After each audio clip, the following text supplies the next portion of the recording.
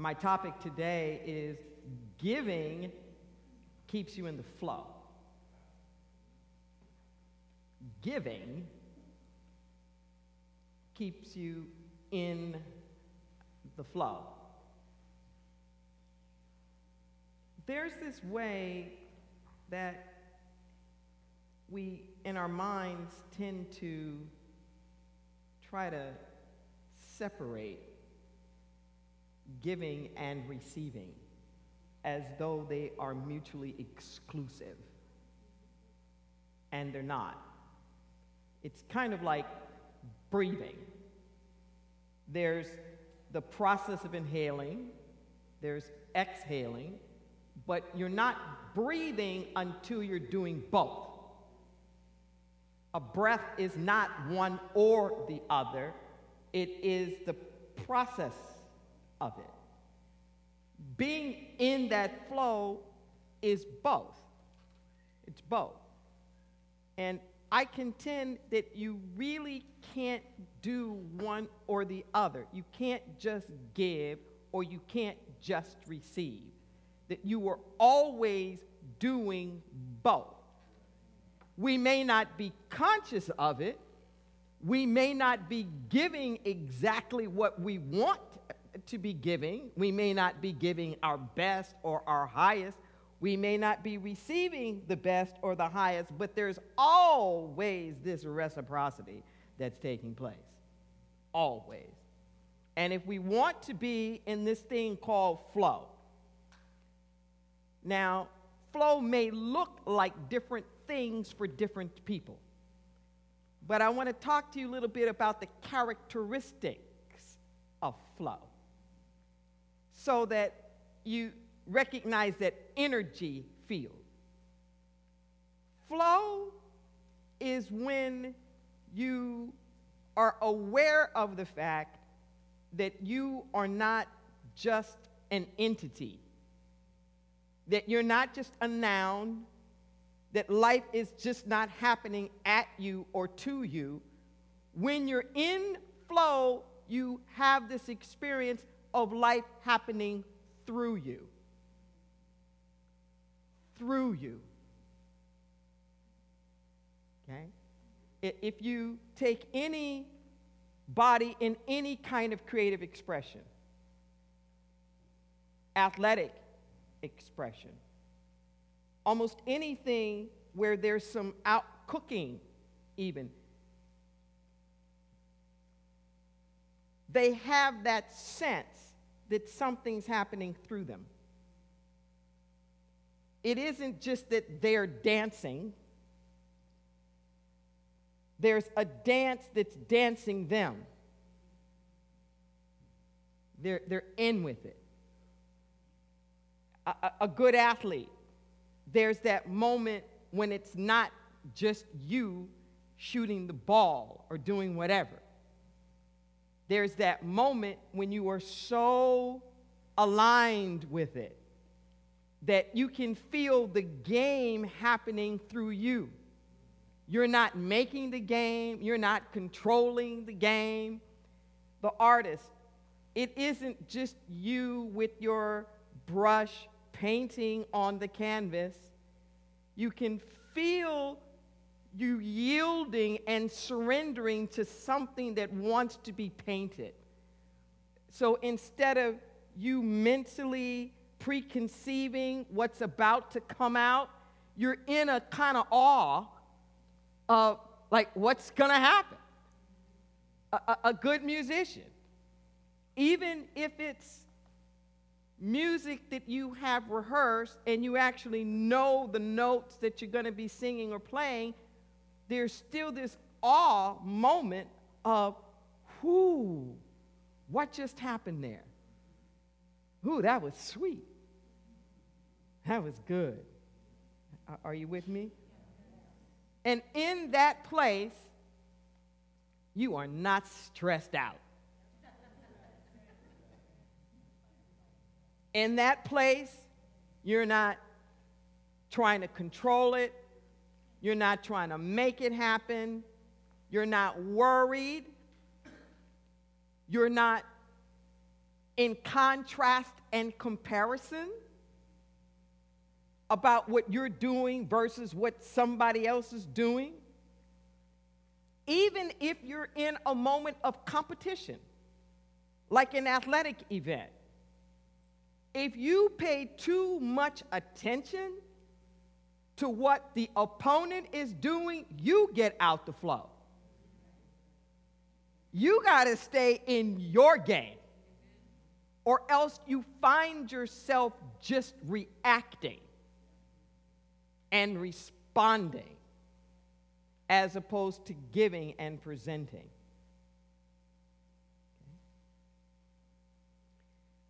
This place of flow feels limitless. It feels limitless. It doesn't feel like, oh, there's just so much and I better conserve it. It feels limitless. And even if you think there's only so much of it that I can express in this moment, that's different than feeling that it has limits. There's only so much I can dance in this moment before I have to rest.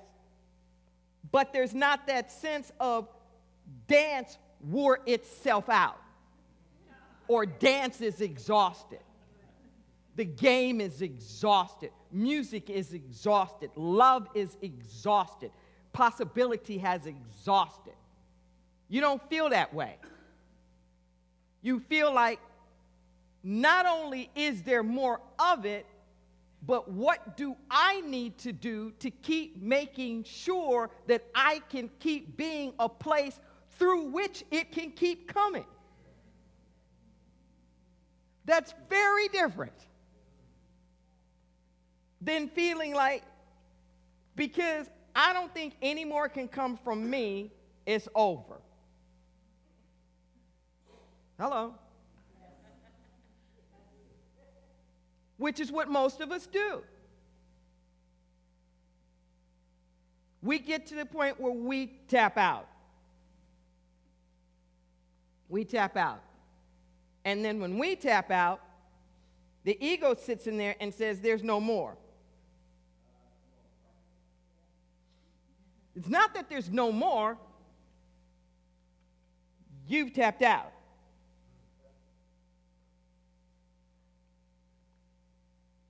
Now here's the irony of it all, the paradox of it all.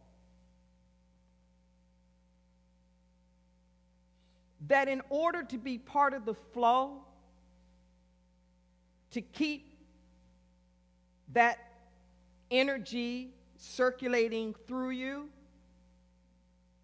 you have to keep tapping into the well that you think is dry.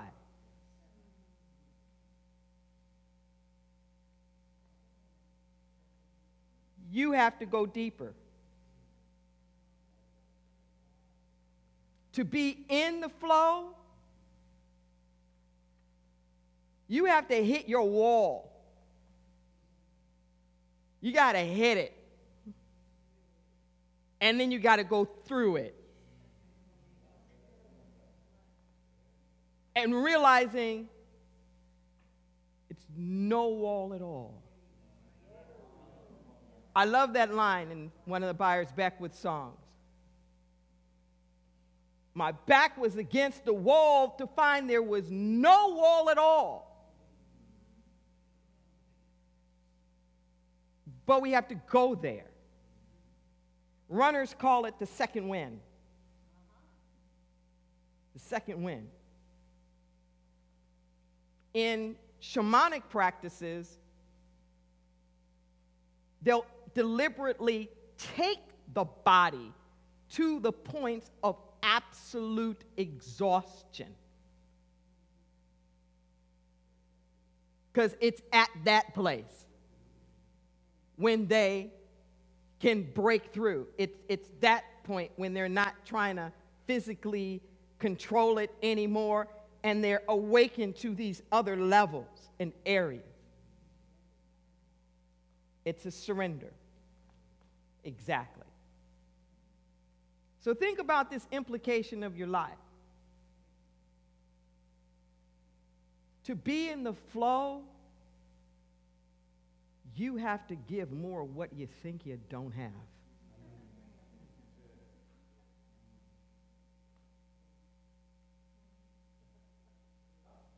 I don't have any more love. I don't have any more forgiveness. I don't have any more courage. I don't have any more creativity. I don't have it. Okay. And then we shut down. Yes? We shut down. And it's at that point we have to dig a little deeper. Now, to dig deeper may mean you have to take a time out from the activity that you were engaged in to create a space for you to give more. So if I've been a caregiver, for example, and I've been up with you every night for 3 or 4 or 5 nights, in order for me to be able to give more, I might need to take a nap. But I haven't stopped giving. Now I'm giving to me. You feel that? I'm giving to me. I'm giving myself space. I'm giving myself some self-care so that I can still stay in the flow.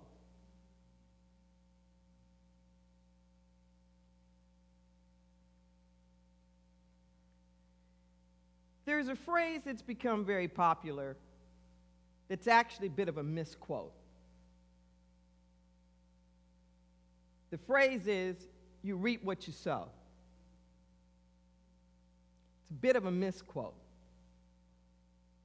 It's actually, as you sow, so shall you reap. That's a very big difference.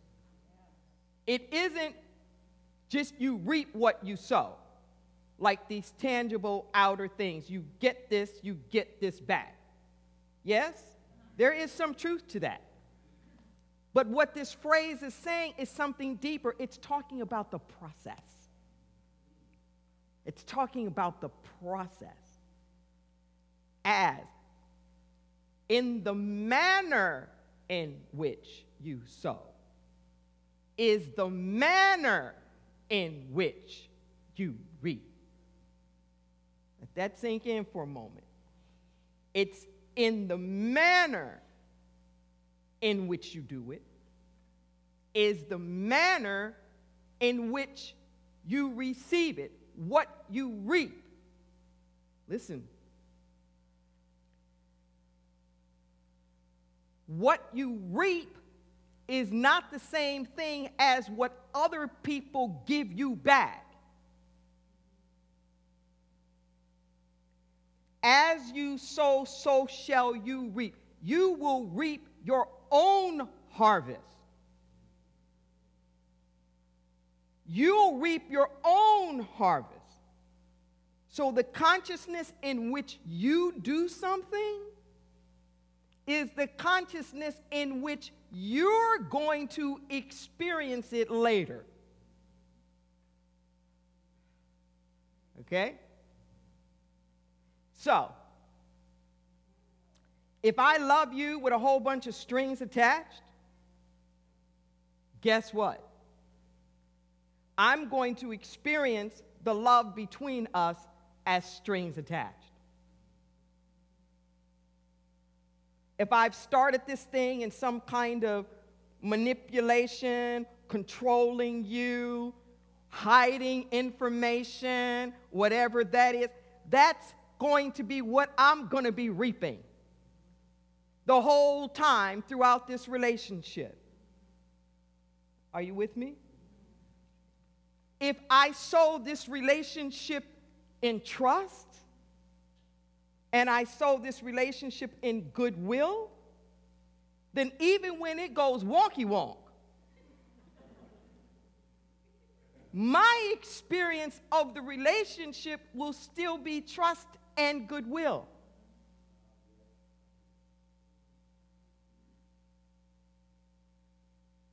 See?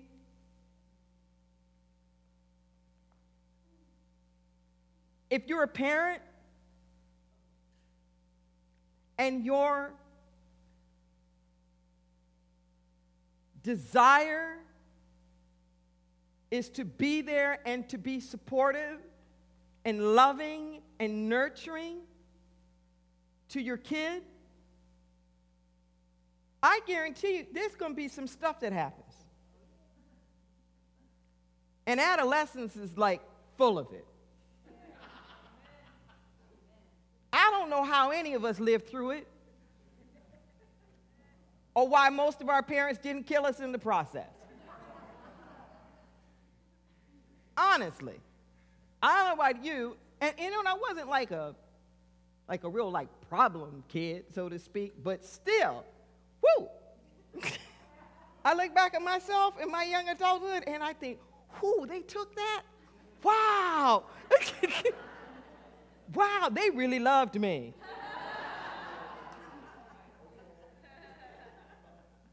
Get what I'm saying? They really loved me. And that love made them rise over it, rise above it.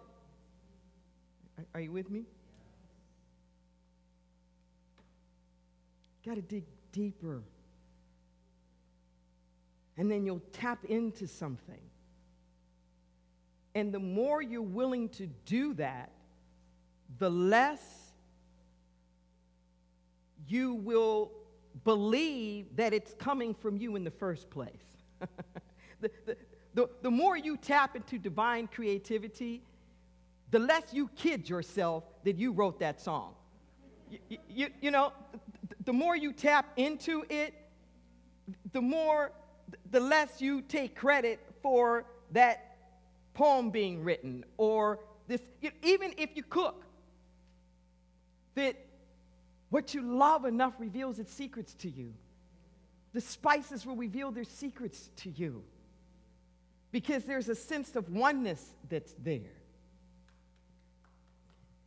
As you sow, so shall you reap, which is why it is extremely important, the process. We have this idea that we can separate the means from the ends, as though the ends are so compelling that they can justify any way of getting there. It's not like that. The ends is built within the process. The process itself determines the ends. If you want a partnership, a collaborative relationship, that can't be the end byproduct. You want a collaborative relationship, you have to collaborate along the way. Or you can't have a collaborative relationship at the end. Okay? War can't bring peace.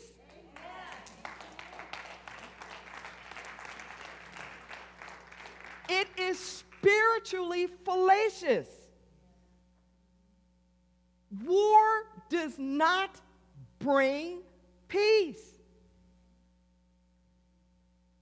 I don't care whether we're talking about missiles at an international level or what's happening in your bedroom. The White House or your house, it doesn't make that much difference. It's the same thing. The consciousness that obtains sustains. Everything is energy, and everything produces after its own kind. As you sow shall you reap. Yes, and everything produces after its own kind. So you can't start off nasty and mean and expect this relationship to morph into unconditionally loving.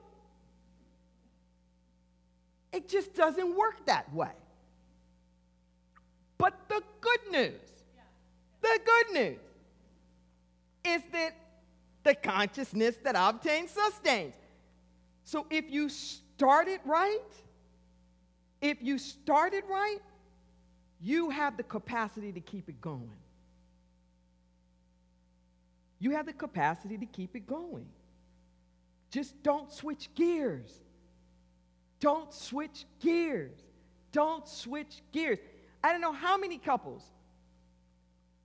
have met their partners right here at Inner Light. And they've been doing their work independently. They meet each other, they hook up, and then they stop coming to church.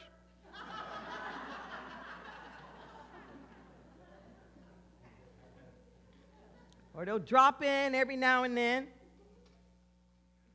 completely abandon the spiritual practices that got them into this place of being healthy and whole, all caught up in the enmeshment of the relationship. And then the next thing you know, they've broken up, and now there's a custody battle over who gets Inner Light.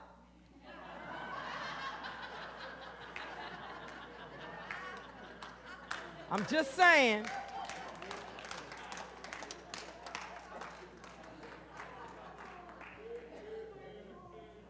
I'm just saying.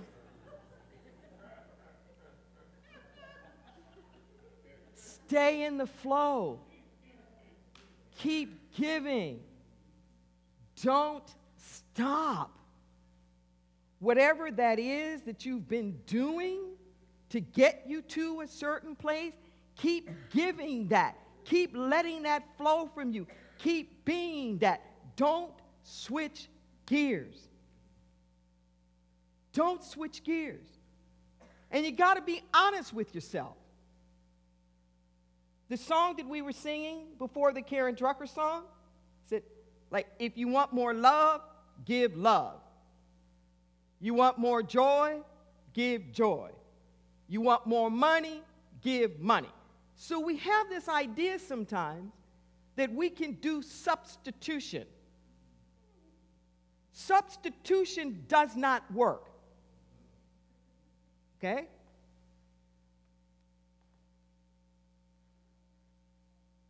Giving you more money won't improve the love between us.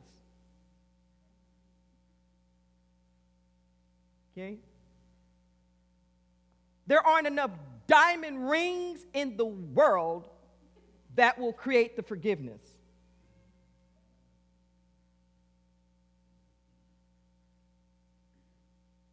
I'm going to tell this story. I don't know why I'm going to tell this story. I'm already here now.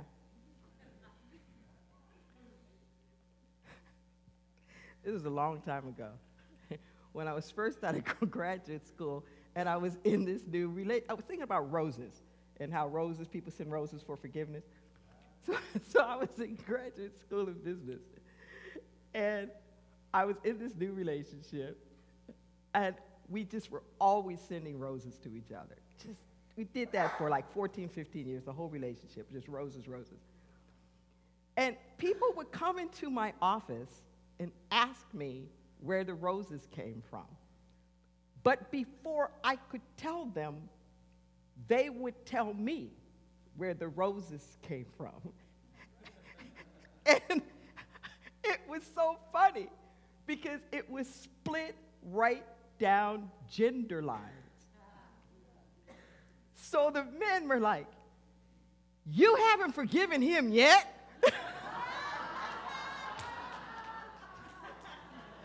Like, what in the world did he do? And why are you being so hard on him? It's like all the men. You know, this is a real estate investment. Prudential, Twin Towers, Century City. But that's their idea. You know, what can't you do? You know, like, cut him some slack. Like, give it up already. Give it up. The women were just the opposite. They were sort of like, girl, I don't know what you do. But you are sure doing it well.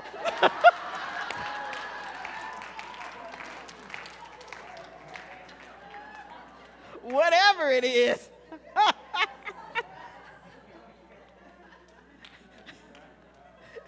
It just became a sport of of hearing people's commentaries about these roses.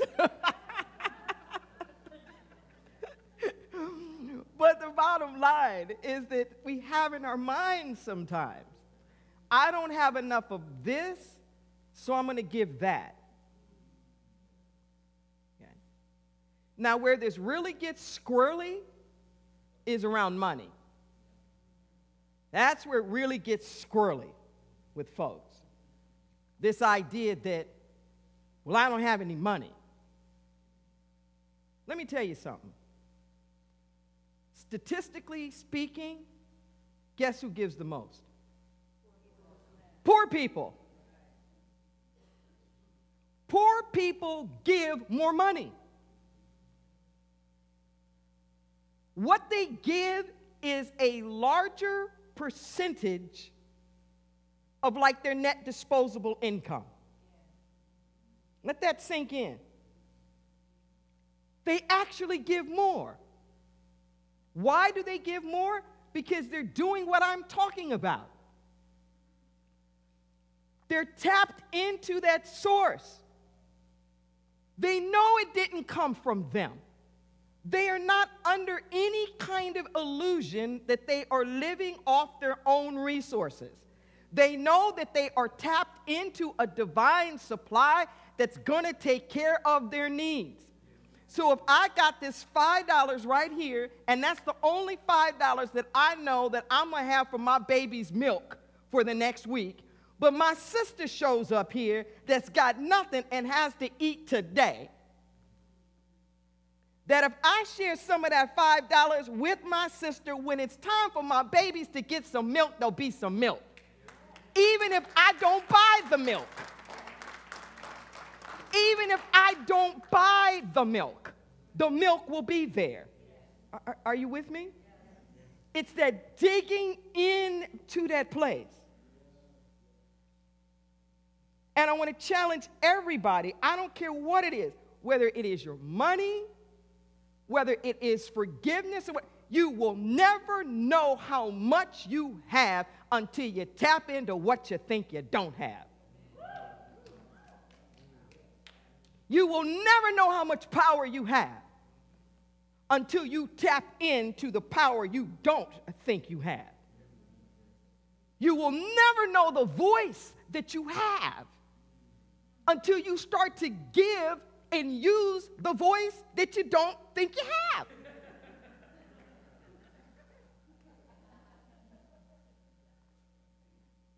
It's the giving of it.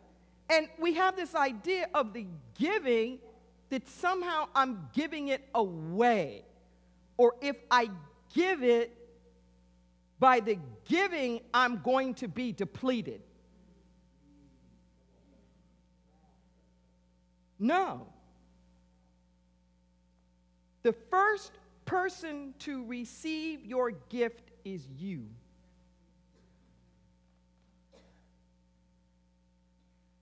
The first person to receive your gift of giving is you.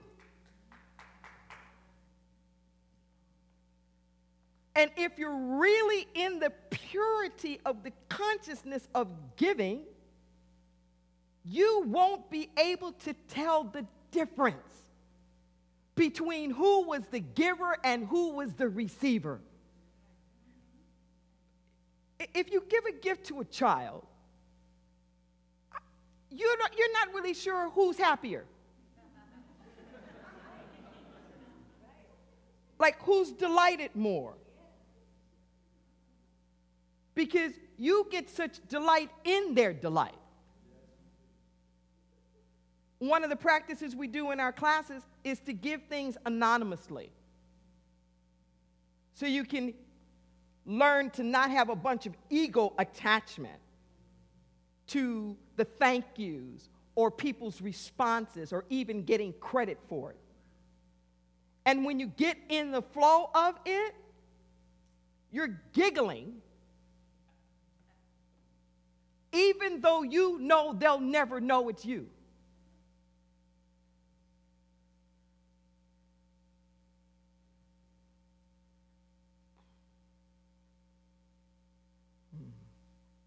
Dang.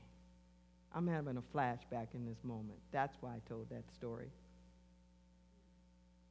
At that same time, those roses were coming around. I had just started the fundamentals classes, like the religious science classes. And we were doing that exercise of the anonymous giving. And I don't know where I got a bouquet. They weren't real. They were kind of blue and this and that. And I personally thought they were ugly. I did. And we had to give this gift. That was part of the whatever, in the class, like to do an anonymous gift giving. And there was a particular person in the office that, it wasn't that I wasn't fond of her, but there's always like the outlier.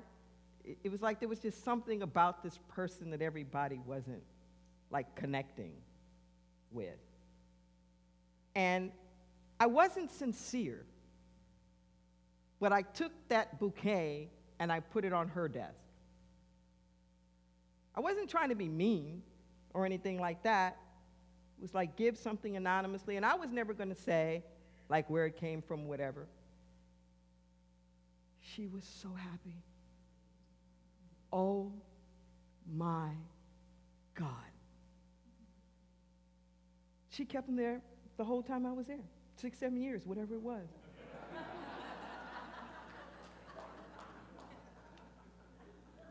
And she was going around saying how nobody ever gave her flowers. And I was getting them all the time.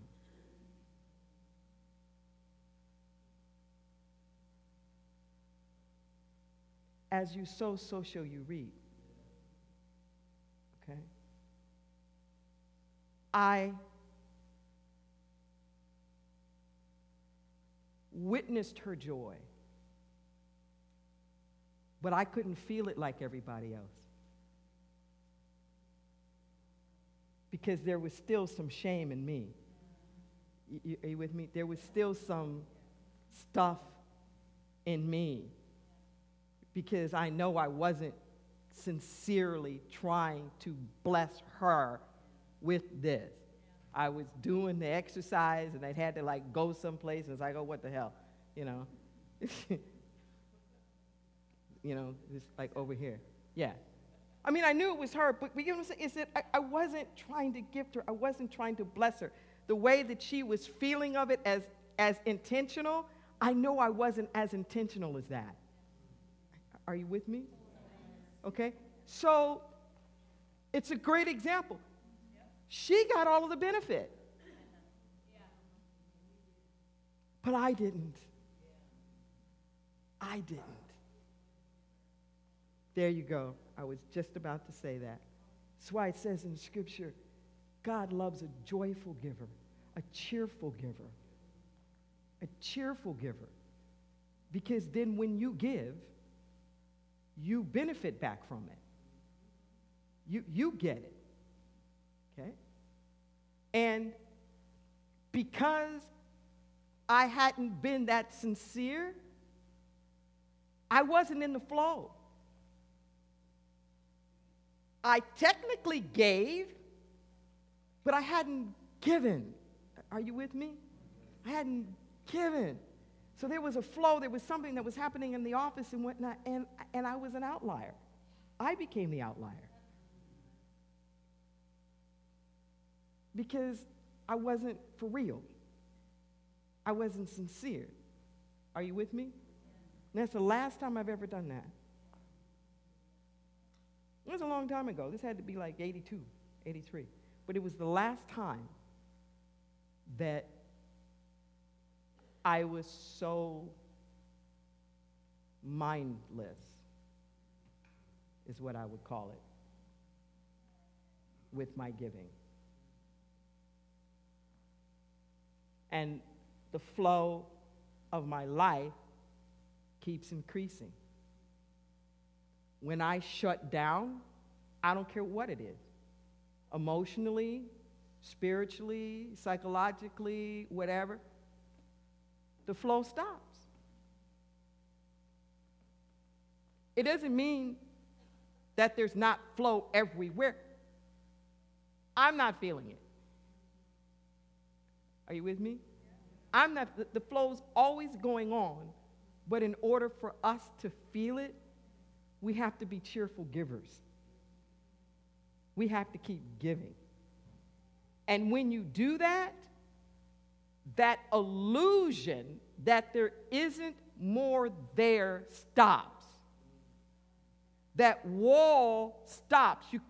You stop hitting up against that wall, and instead it becomes the opposite. Instead it becomes, I'm going to the river. I'm going to the well. I feel dried up. I don't know where it's going to come from, but I know where it is. It's in the source. Let me tap into the source. Let me connect with that, and I know it's going to keep happening.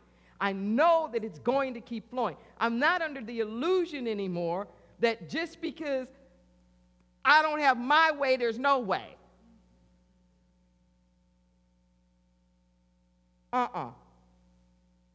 Because we're in an abundant universe that's constantly flowing.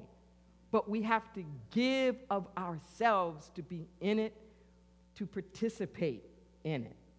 Yes? So I'm going to ask all of you, those places where you feel like you've hit the walls, to go there. You know, we're in our pledge season now, and where we're asking people to give monthly contributions. And I want to be very clear. Everything that we do at Inner Light is about spiritual practice. We never do anything to just be doing it. And even that creates the opportunity for us to keep doing it. Because once we make a commitment to doing something, we're more likely to follow through with it. It's like if I join a gym with some people and we've got classes at certain times, I'm more likely to show up than if I just join the membership on my own. I don't have the time. I don't have the energy. We get into that, I can't. But there's something about when we make a commitment to something where we show up. And part of the joy, it being in the flow, is being amazed at all of the ways in which the increase shows up. Never get to that, I gave and it's over. The universe doesn't do that to you. The universe doesn't say, oh, well, you know, I gave you some food last week.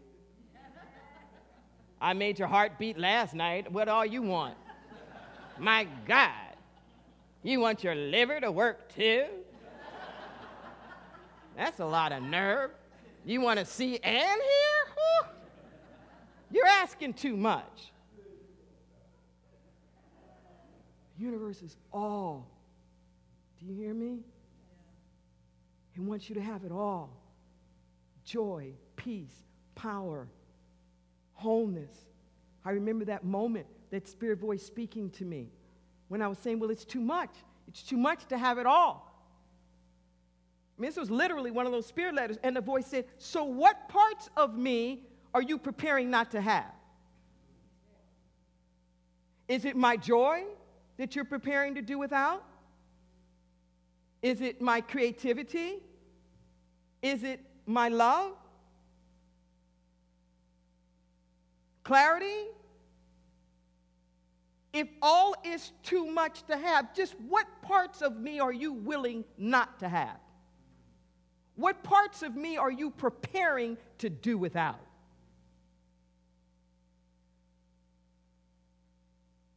And I answered back, none. And said, and so be it. Then all is how it is, because that's the only way I come. Are there too many everys in everything, my reverend daughter? Comma, my reverend daughter, period, question mark? Because it comes with full punctuation. Are there too many everys in everything? Said, I'm trying to give you everything. Are there too many everys in everything? No. No. You can have all of the qualities. You can be jamming in the flow of all of it. Get in the river. Get in the river. Let's pray.